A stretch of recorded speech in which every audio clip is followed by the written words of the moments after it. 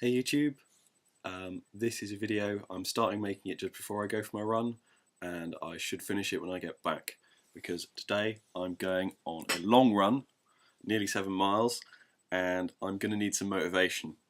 So when I get back, I'm going to do a beer review for Hobgoblin, their traditional ruby beer, which is a really nice beer, and should be enough motivation for me to do the whole 7 miles and get back, because I'm going to have a thirst on by the time I get back. And wish me luck, and I should see you in a few moments.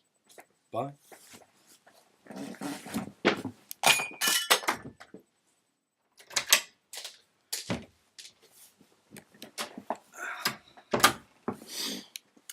Hello again YouTube, I'm back, although of course for you guys I haven't left.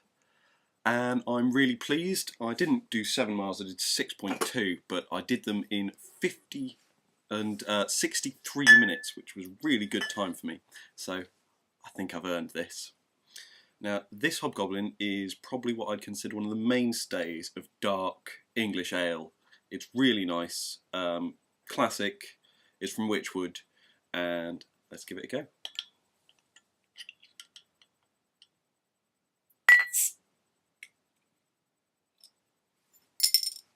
And the temperature I'm serving this at is room temperature, and because I'm a skint student, that's about 10 degrees centigrade.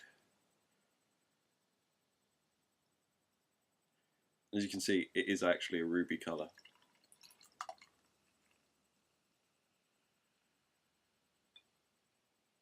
Gets a nice head on it. And it smells just a lovely barley and hops, as you'd expect from a beer, but a very rich, like the smell of a malting shed.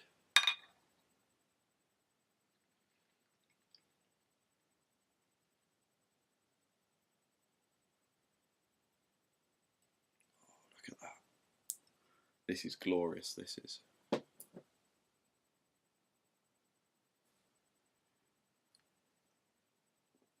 And just the first taste on the nose and on the tongue is very rich. This is a dark English ale, and it's very rich, very meaty. It's got sort of umami almost.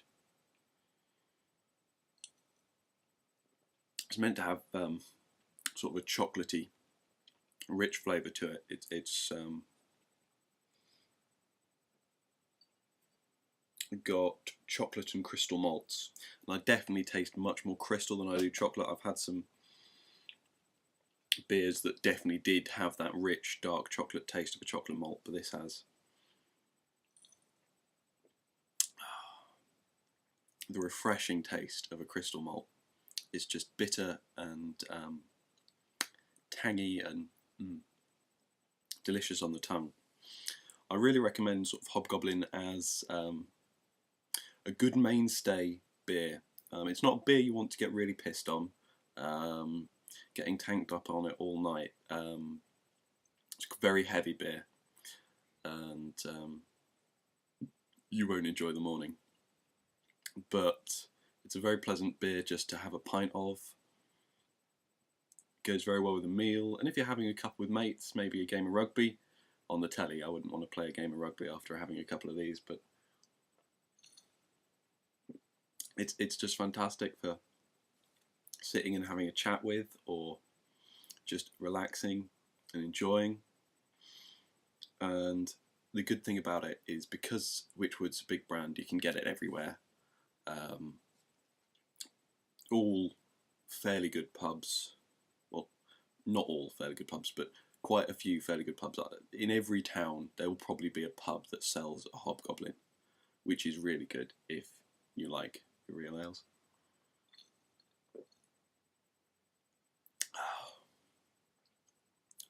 And it's a really good baseline beer because it's not got any fancy ingredients or anything. It's just a simple beer done really well, and from there you can sort of experiment out and try all sorts of different ones. The rest of the Witchwood range is really good, and then all sorts of fun ones. So I'm going to enjoy YouTube and finish my pint, and maybe the next videos will be me sampling, maybe from Witchwood, maybe a different brewer. If you have any suggestions, please tell me, and I might get myself a bottle and have a pint. So cheers, YouTube. Enjoy. Blast. I forgot to do all the fancy tasting, didn't I? I forgot to do all the toast and stuff like that. So I'll do that now. Yeah, sorry, that's far too pretentious for me. It's got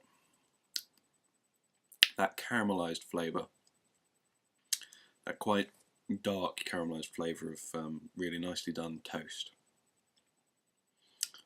Or maybe burnt toffee, you know, that sort of really caramelised sugars taste, which is part of what gives it its lovely colour.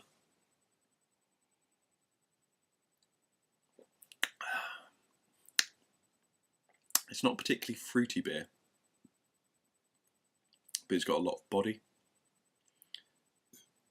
and some people describe it as citrusy, but well, it's crisp and has got like a that slight tang to it. I wouldn't describe it as citrus at all. I can see why people might, but I wouldn't.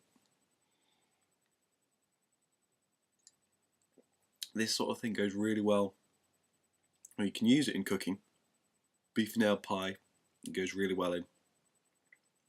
And stuff like, it goes really well with meat as well. I wouldn't say it goes well with white meats or fish. It's definitely a red meat sort of beer. Your classic sort of steak and ale, or